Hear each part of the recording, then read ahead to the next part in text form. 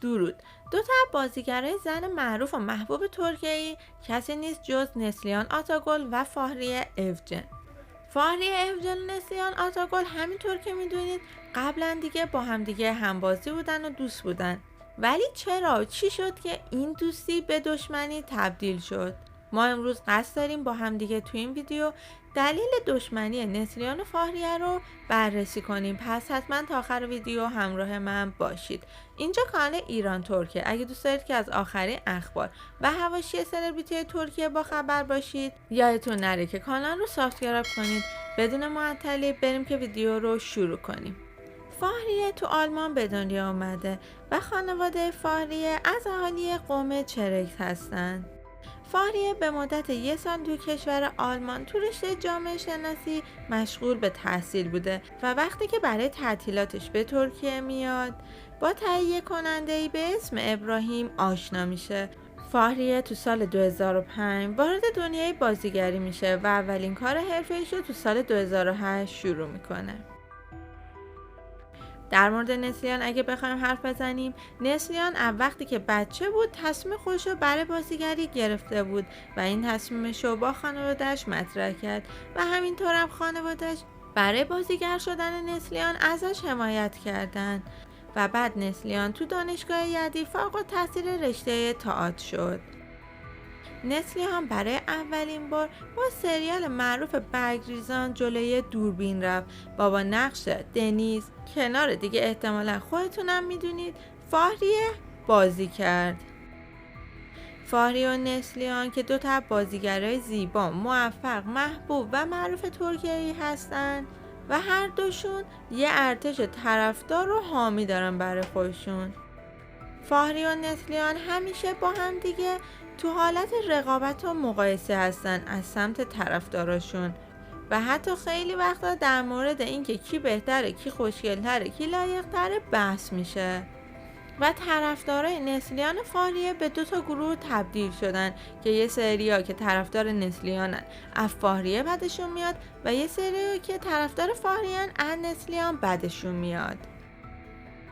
ولی خب کمتر کسی میدونه که یه زمانی بوده که فاهریه و نسلیان با همدیگه یه رابطه خوبی داشتن.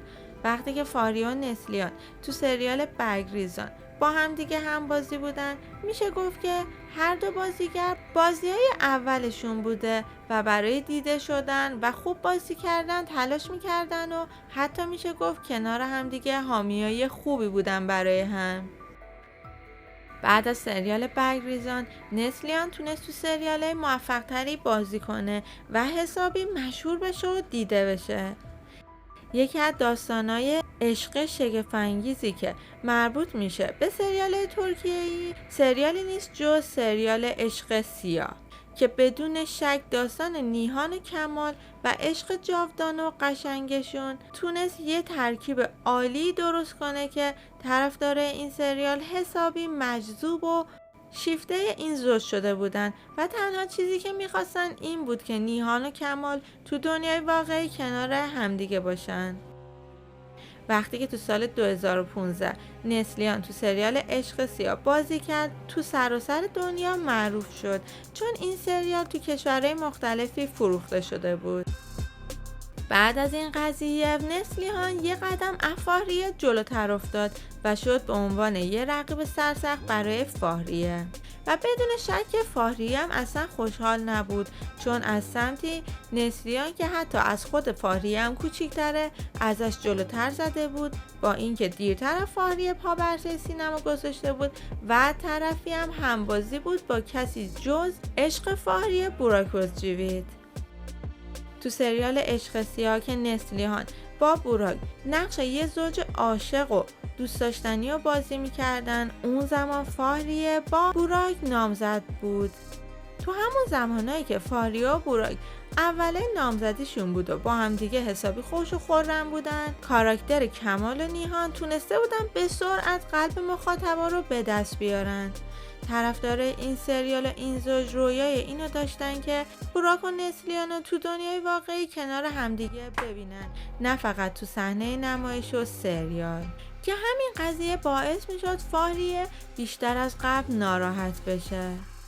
هرچی این سریال جلوتر میرفت و عشق بین این دو بازیگر قشنگتر و خواستنی‌تر میشد، حسادت‌های فاهریه هم بیشتر و پررنگ‌تر میشد. از سمتی نسلیهان داشت تو زمینه بازیگری معروف، محبوب و مشهور میشد و از طرف دیگه هم نسلیهان تو سریال داشت به بوراک بی نهایت نزدیک میشد و میشه گفت که اون حس علاقه‌ای که بین نسلیهان و بوراک بود یه چیزی بود که انگار خارج از سریال بود و آدم حس میکرد که شاید واقعا بوراک و نسلیهان تو دنیای واقعی به هم علاقه‌مندن.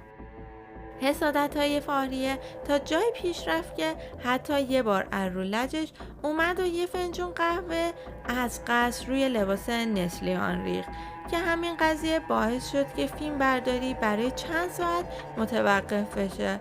ولی خب فکر میکنم فاهریه حداقل با این کارش تونست یکم دل خودشو خنک کنه. از همین جاها بود که کم کم داشت دوستی نسلیان و فاهریه به دشمنی تبدیل می شد.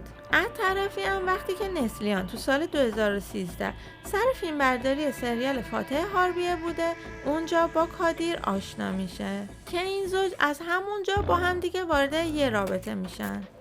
این حسادت ها فقط به فاهریه ختم نمیشه و وقتی که زمان فیلم برداری سریال عشق سیاه بوده، حسادت بیش از حد کادیرم باعث میشد که رابطه نسلیان و بوراک دچار مشکل بشه.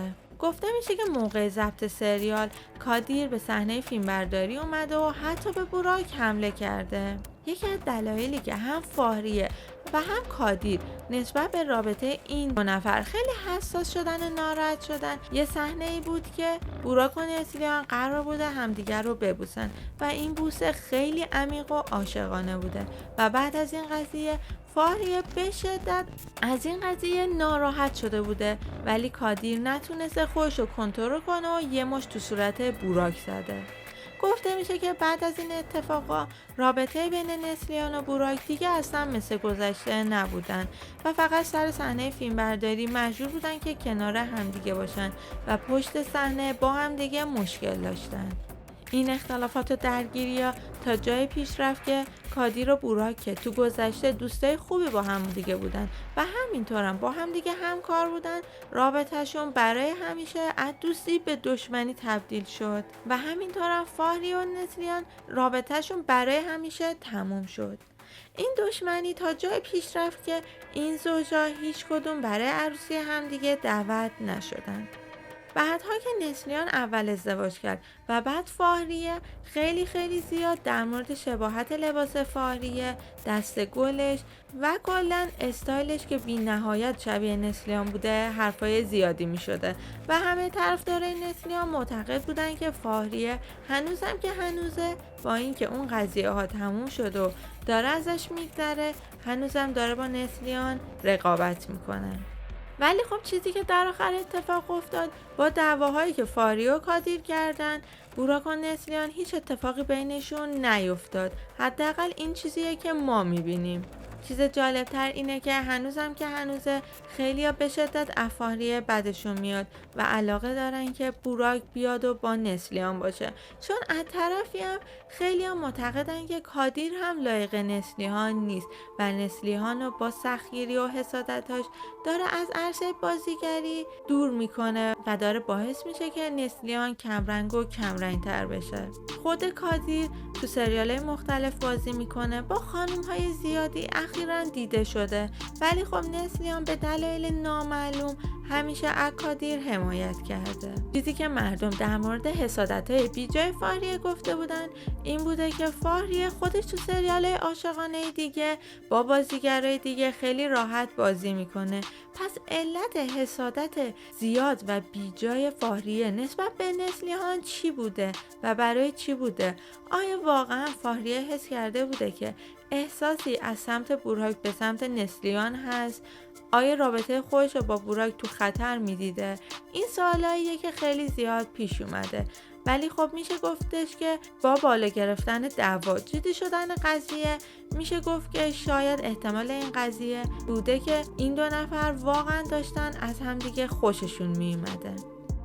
و دیگه احتمالا همینجور که خودتون میدونین نسلیهان با کادیر تو سال 2016 ازدواج کرد و الان 8 ساله که از زندگی مشترکشون میگذره و فاهریه هم تو سال 2017 با بوراک ازدواج کرد که الان هم 2 پسر به اسم کرم و کارن دارن. زندگی هر دو زوج از دور زیبا و قشنگ به نظر میرسه، ولی خب هیچکس از داخل زندگی و درون زندگی این بازیگرا خبر نداره که آیا واقعا در کنار هم خوشبخت هستن یا نه.